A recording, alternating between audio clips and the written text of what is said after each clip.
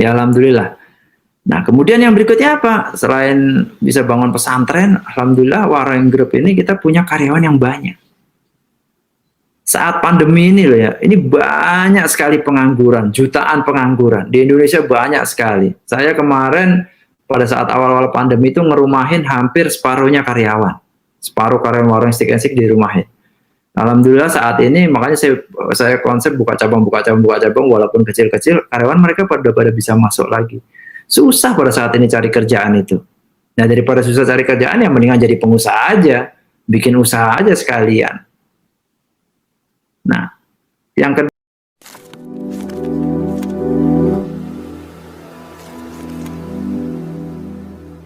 Assalamualaikum warahmatullahi wabarakatuh. Welcome back to my channel TVD. Ya teman-teman, kali ini saya sedang ada di kota Tasikmalaya, dimana seperti yang video sebelumnya saya jelaskan, saya akan investigasi tentang satu ya lokasi ya, dimana warung stick itu berdiri di tempat yang apa ya, menurut saya cukup strategis gitu dibanding di lokasi lain, karena memang ya tempat ini daerah kuliner ya teman-teman. Nah teman-teman, tapi sebelum saya memberikan gambaran investigasinya nanti dan memberikan video investigasinya nanti, karena maksud saya gambaran adalah saya akan mungkin wawancara dengan orang yang punya wewenang di sana gitu ya, tentang bagaimana lokasi itu gitu ya. Nah kita lihat dulu video tentang ini, kebetulan ini di tahun COVID ya, di mana si Jody ini bicara di tahun COVID ya. Teman-teman bisa lihat video ini dan nanti saya akan jelaskan hubungannya dengan investigasi saya. Teman-teman lihat dulu videonya, yuk check it out. Ya alhamdulillah. Nah kemudian yang berikutnya apa? Selain bisa bangun pesantren, alhamdulillah Wareng Group ini kita punya karyawan yang banyak. Saat pandemi ini loh ya, ini banyak sekali pengangguran, jutaan pengangguran. Di Indonesia banyak sekali. Saya kemarin pada saat awal-awal pandemi itu ngerumahin hampir separuhnya karyawan. Separuh karyawan warung stick and stick dirumahin. Alhamdulillah saat ini makanya saya konsep buka cabang walaupun kecil-kecil, karyawan mereka pada bisa masuk lagi. Susah pada saat ini cari kerjaan itu. Nah daripada susah cari kerjaan ya mendingan jadi pengusaha aja, bikin usaha aja sekalian. Nah yang kedua bisa punya banyak karyawan. Kalau punya banyak karyawan, itu teman-teman videonya. Nah teman-teman, biar lebih enak ya, saya akan menjelaskan gambaran video dan realita videonya di video ini dengan melihat lokasinya di sekitar usaha tersebut. Karena kenapa saya katakan tadi strategis, karena sebenarnya ya saya tahu lokasi ini gitu, dan ya ini cukup familiar buat saya karena ya ada ponakan saya kuliah di sini, ada dosen saya di sini juga gitu ya. Nah teman-teman, saya akan lihat di kamera depan, pindah ke kamera depan biar teman-teman lebih terang ya. Yuk check it out. Oke teman-teman, ini saya sedang di daerah ini di perempatan Padayungan di Tasik ya. Di sini adalah kalau yang belok kiri ini menuju Unsil ya teman-teman, Universitas Siliwangi yang sekarang sudah jadi negeri, dan kampus ini cukup besar karena ya mungkin mahasiswanya bisa nyampe 5.000 atau 6.000 per angkatan ya.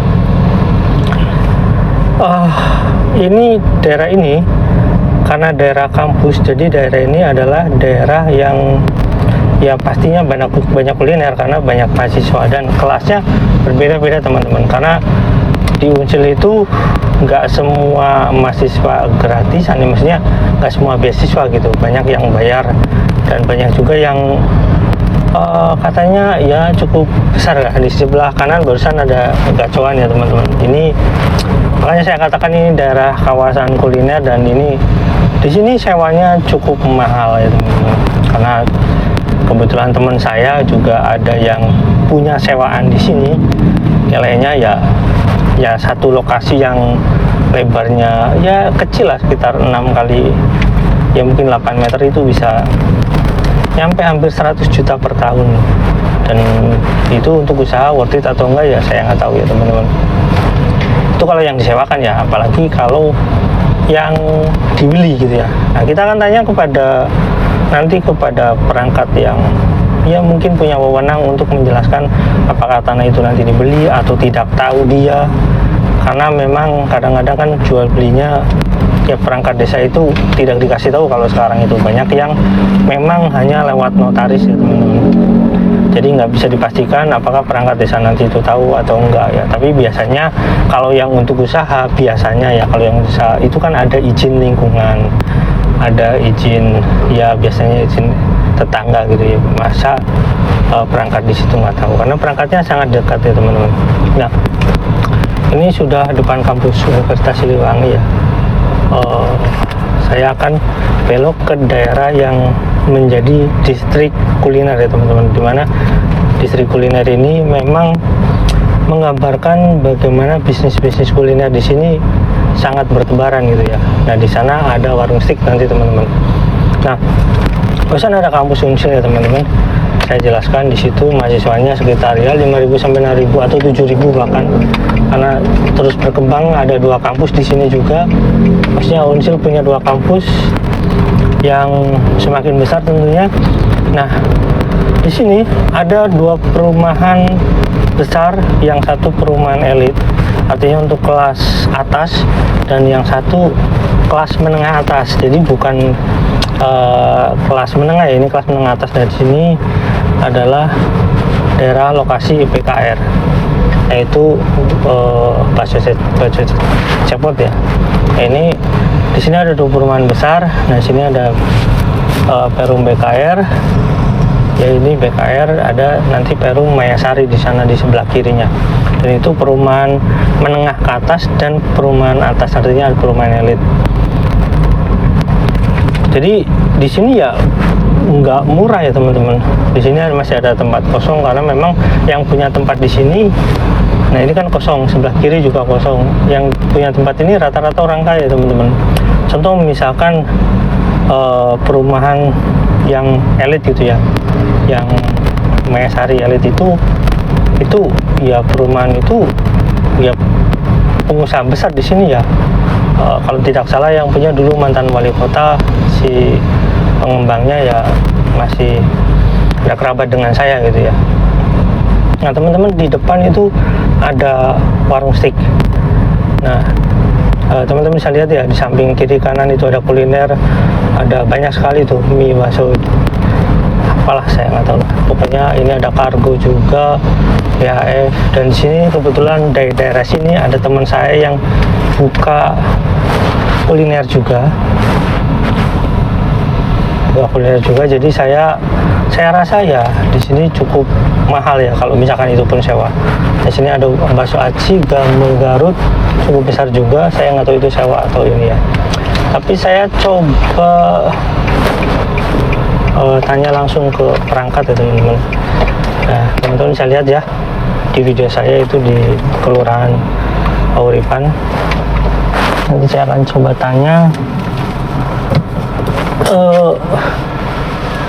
tanya langsung kepada perangkat ya. Nanti ya intinya kita nggak sembrono gitu ya, nggak sembrono untuk menyimpulkan sendiri, berinvestigasi sendiri atau bagaimana. Yang pasti kita memvalidasi dulu apakah ini sewa atau dibeli ya. Nanti teman-teman bisa lihat videonya. Kita lanjut ya teman-teman, nanti setelah saya tanya-tanya, karena saya nggak mungkin menayangkan video pertanyaan saya pada perangkat ya, karena itu masih masuk ranah mungkin privasi atau mungkin nggak bisa lah intinya nanti saya aja yang menyimpulkan. Oke teman-teman, kita lanjut nanti di video berikutnya. Oke teman-teman, barusan saya sudah bertanya dengan orang yang berkepentingan atau perangkat yang berkepentingan di sini, dan lumayan banyak informasi karena ya pemangku jabatan ya. Nah itu warung steaknya belakang barusan ya teman-teman. Ini saya baru keluar dan saya nggak minta peta blok sih sebenarnya, karena saya nggak berkepentingan untuk itu ya. Jadi saya nggak minta, cuma saya bertanya luasnya itu sekitar ya perkiraan gitu ya, karena nggak dicek datanya secara valid, karena ya saya nggak mau terlalu masuk ke ranah itu. Jadi intinya kalau diukur itu sekitar ya 1000 sampai 1500 meter persegi gitu teman-teman. Kalau misalkan tanah itu sewa ya teman-teman, ini sewanya ini ya kurang lebih 1 tahunnya itu lokasi tersebut bisa mencapai 50 sampai 100 juta. Itu kalau luasannya itu sekitar 200 meter persegi ya. Kalau ini nyampe 1000 sampai 1500 meter persegi, artinya ini sangat luas teman-teman. Nah, cuma ada sedikit yang perlu dijelaskan. Jadi ini tanah kosong awalnya, tanah kosong yang mana dulunya ini ya milik seseorang gitu ya, milik seseorang yang ya di sini memang banyak tanah kosong sebenarnya cukup lebar, dan itu milik seseorang yang pengusaha-pengusaha lama gitu ya. Dan banyak juga yang disewakan dan banyak juga yang dijual. Tapi biasanya yang dijual nggak terlalu besar. Nah, kalau melihat dari luasannya, ini menurut perkiraan ya, kalau melihat dari luasannya, harga sewanya itu di atas 100 juta. Karena 1000 sampai 1500 meter. Jadi rata-rata kalau pengusaha yang membangun dari awal, ini kan tanah kosong teman-teman. Jadi karena ini membangun dari awal dan nilai bangunannya itu mungkin ya habis 1,5 atau 2 M ya teman-teman, karena bangunannya itu baja. Dan maksud saya dengan perangkat interiornya gitu ya, ada kursi dan kitchen setnya tentunya, yang mungkin habis 2 miliaran, karena itu di paving block semua, ada CCTV lengkap gitu ya teman-teman.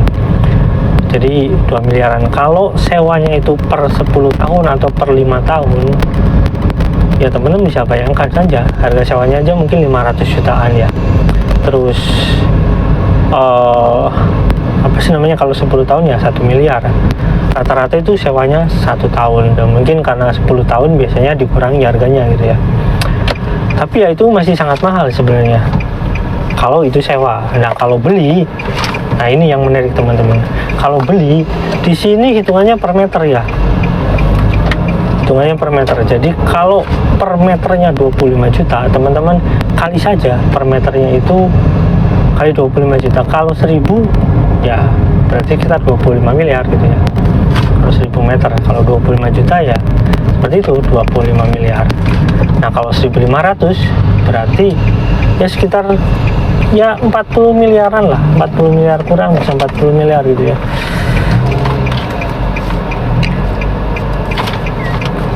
Jadi untuk modal pembukanya aja sangat mahal. Nah, kalau menurut Pak Iqbal ya teman-teman, kalau menurut Pak Iqbal itu sendiri, di Sukmasuri itu banyak sekali usaha-usaha yang dibeli di tempat-tempat yang elit gitu tanahnya. Jadi wajar kalau dia itu sebenarnya bisnisnya bukan sticknya. Nah, ini yang menarik teman-teman. Barusan saya tanya kepada orang yang ada di situ setiap hari ya, dan itu di depannya ada yang di depannya dan melihat setiap hari, dan itu pasti valid lah. Dia mengatakan bahwasanya awal pembukaan itu rame. Ya emang gitu polanya, awal pembukaan itu rame. Dan barusan waktu saya ada di sana itu kebetulan kosong. Padahal di sebelahnya ada yang bisnis yang Garut itu ya. Itu yang Aci itu, bakso Aci itu rame. Dan yang warung stik ini kosong. Dan kata perangkat desanya awalnya rame dan sekarang itu sepi. Katanya makanannya di sini, yang bilang ya makanannya di sini yang warung stik itu ya kurang enak katanya. Nggak sesuai dengan selera di sini gitu, atau gimana lah, intinya kurang enak gitu, jadi sehingga sepi. Dan barusan yang ketika saya cek itu yang parkir juga cuma karyawannya, jadi sangat sepi. Walaupun di jam sekarang ini dan mahasiswa sedang libur ini ya, tapi mahasiswa di Uncil itu berbeda. Walaupun libur itu masih ada semester pendek atau misalnya ada perbaikan, jadi mahasiswanya masih banyak di kampus dan juga banyak kegiatan kampus, jadi nggak semua mahasiswa libur teman-teman. Nah, warung stik ini sepi. Teman-teman bisa bayangkan kalau warung stik ini yang digambarkan sama Jody itu yang pada saat bulan apa ya, itu di bulan-bulan COVID itu. Kalau nggak salah nanti teman-teman bisa lihat lah pembukaan Warusik itu saya cek di videonya.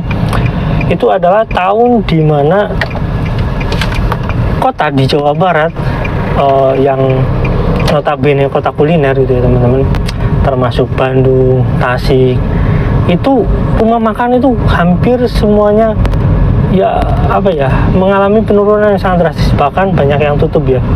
Nah, Yusuf Mansur dengan Jody ini membuka rumah makan di saat rumah makan aja nggak mau buka gitu.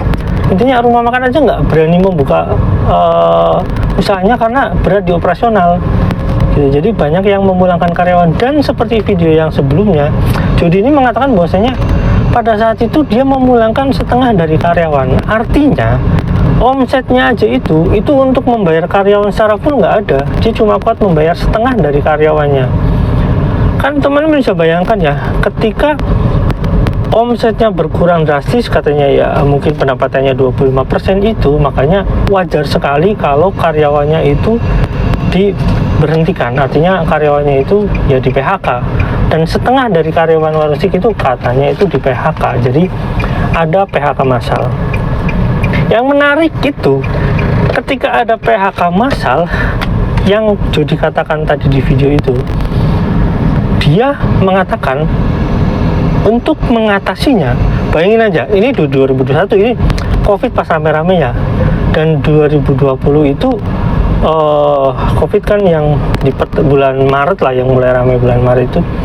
2021 ini dia sudah berekspansi, yang katanya rumah makan tempat kecil ini ya nggak kecil teman-teman. Ini salah satu apa ya, aset yang sangat mahal di situ. Teman-teman harus ketahui, wilayah kuliner di sini ini saya katakan 25 juta itu baru kemungkinan ya, bukan ini, karena harga yang dijual rata-rata itu 50 jutaan per meter gitu ya. Saya katakan seperti itu karena mungkin ada yang jual butuh gitu ya. Ini minimalnya aja 25 juta.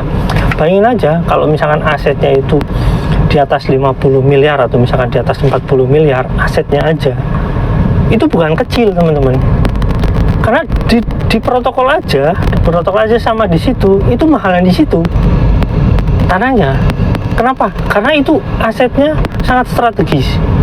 Di sana ada perumahan elit, ada perumahan menengah ke atas gitu ya.